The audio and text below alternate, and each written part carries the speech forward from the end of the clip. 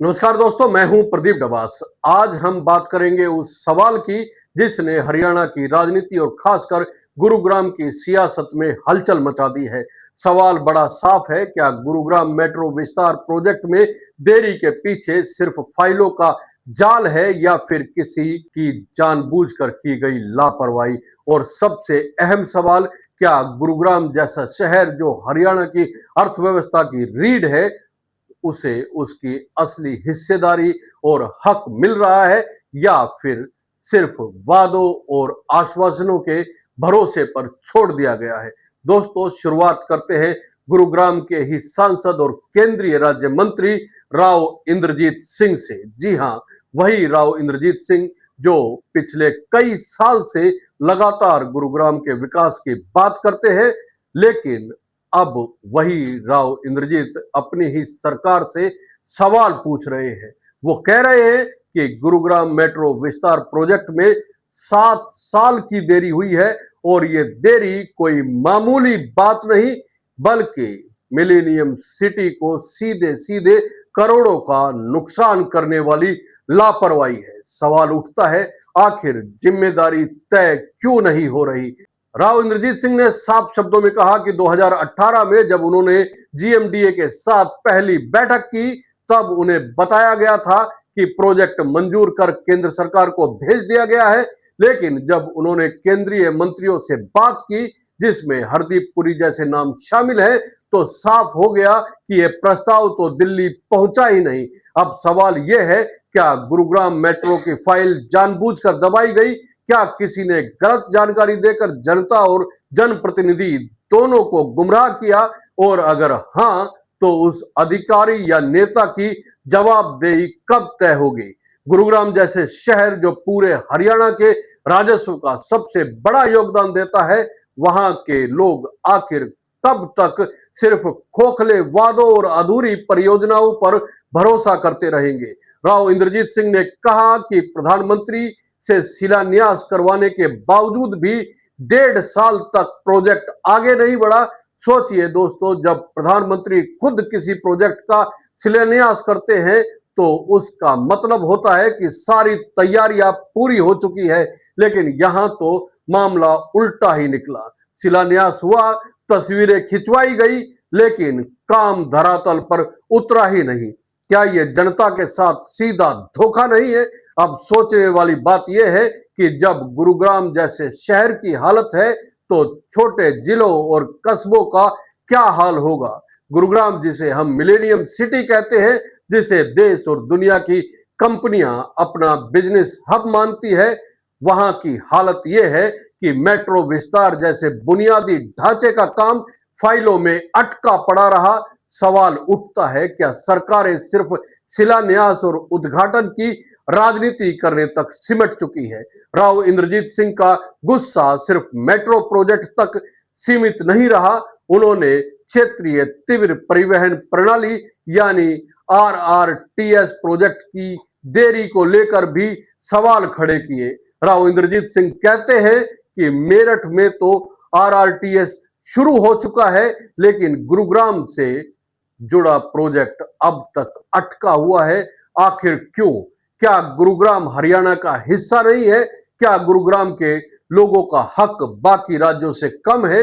दोस्तों, सोचने वाली बात यह है कि गुरुग्राम जहां हर रोज लाखों लोग दिल्ली और एनसीआर के बाकी हिस्सों में आने जाने के लिए जूझते हैं, वहां मेट्रो और आरआरटीएस जैसी परियोजनाओं में देरी का सीधा मतलब है जनता की मुश्किलें बढ़ाना, ट्रैफिक जाम, प्रदूषण, समय की बर्बादी। यह सब सिर्फ और सिर्फ सरकारी लापरवाही की देन कही जा सकती है। सवाल यह है कि क्या सरकार इस नुकसान की भरपाई करेगी? राव इंद्रजीत सिंह ने अपने बयान में एक और बड़ा सवाल उठाया है। उन्होंने कहा कि गुरुग्राम का नया सिविल अस्पताल, बस अड्डा, रेलवे स्टेशन और खेल स्टेडियम, ये सब प्रोजेक्ट भी सालों से अधर में लटके पड़े हैं। अब सवाल उठता है, जिस शहर से हरियाणा सरकार को सबसे ज्यादा टैक्स मिलता है, उस शहर को विकास के नाम पर सिर्फ इंतजार क्यों दिया जा रहा है? क्या वजह है कि सरकार बार बार गुरुग्राम की अनदेखी करती है? क्या वजह है कि यहाँ के सांसद और केंद्रीय राज्य मंत्री को भी बार बार झूठ बोलकर गुमराह किया जाता है? और सबसे बड़ा सवाल यह है कि क्या ये सिर्फ प्रशासनिक लापरवाही है या इसके पीछे कोई राजनीतिक चाल भी कही जा सकती है? दोस्तों, आपको याद होगा कि राव इंद्रजीत सिंह ने साफ कहा था कि मुझसे 2-3 बार झूठ बोला गया। अब यह बयान सिर्फ उनकी नाराजगी नहीं जताता, बल्कि यह बताता है कि सिस्टम के भीतर कहीं ना कहीं बड़ी गड़बड़ी है। अगर एक केंद्रीय मंत्री और सांसद को ही झूठ बोला जा रहा है तो आम जनता के साथ क्या क्या नहीं होता होगा। और दूसरी सबसे बड़ी बात यह है कि राव इंद्रजीत सिंह से अधिकारियों ने झूठ क्यों बोला? क्या उनके ऊपर कोई दबाव था कि राव इंद्रजीत सिंह के साथ ये फाइल शेयर ही ना की जाए? यहां पर हम सबको सोचना पड़ेगा कि आखिर जिम्मेदारी तय क्यों नहीं की जाती? क्या सरकार सिर्फ वोट लेने के लिए बड़े बड़े वादे करती है और फिर 5 साल तक जनता को टालने की राजनीति करती है? गुरुग्राम मेट्रो प्रोजेक्ट की फाइल 2018 से घूम रही है। 7 साल बीत गए, लेकिन आज भी हम उसी जगह पर खड़े हैं।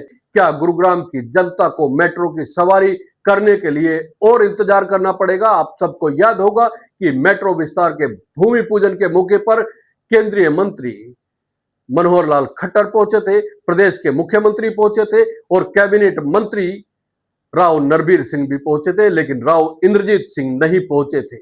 और इसको लेकर भी कई सारी सियासी चर्चाएं हवा में तैर रही थी और इसको राव इंद्रजीत सिंह की नाराजगी से जोड़कर भी देखा जा रहा था।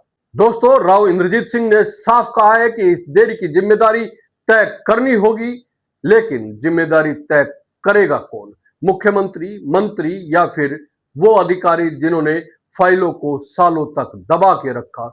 दोस्तों, असली सवाल यही है, गुरुग्राम जैसे शहर को विकास का हक कब मिलेगा, या फिर इसे सिर्फ सरकारों की राजनीति का मोहरा बनाकर रख दिया जाएगा? आज गुरुग्राम की सड़कों पर ट्रैफिक जाम में फंसा हर शख्स यही पूछ रहा है कि आखिर मेट्रो का सपना कब पूरा होगा।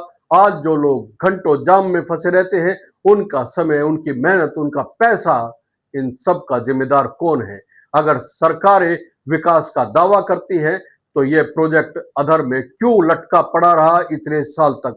अगर गुरुग्राम हरियाणा की पहचान है तो उसे उसका हक क्यों नहीं दिया गया?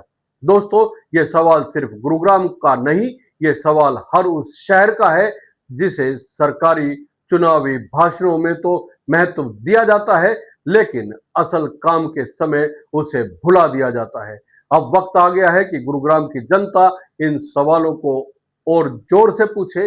अब वक्त आ गया है कि जिम्मेदारी तय की जाए और सबसे बड़ा वक्त आ गया है कि जनता ये तय करे कि क्या वो सिर्फ शिलान्यास और वादों से संतुष्ट रहेगी या फिर असली काम की मांग करेगी। राव इंद्रजीत सिंह ने जो सवाल उठाए हैं वो सिर्फ उनकी नाराजगी नहीं, बल्कि गुरुग्राम की जनता की आवाज कही जा सकती है। और ये आवाज अब इतनी कमजोर नहीं रह सकती कि सरकार इसे अनसुना कर दे। तो दोस्तों, आप क्या सोचते हैं? क्या गुरुग्राम मेट्रो प्रोजेक्ट की देरी के पीछे सिर्फ सिस्टम की सुस्ती है या फिर इसमें राजनीति का भी बड़ा खेल है? क्या जिम्मेदारी तय होगी या फिर एक बार फिर इस मामले को रफा दफा कर दिया जाएगा? कमेंट करके जरूर बताइए। और ये वीडियो अगर आपको पसंद आया है तो लाइक कीजिए, शेयर कीजिए और चैनल को सब्सक्राइब करना ना भूलें। जय हिंद, नमस्कार।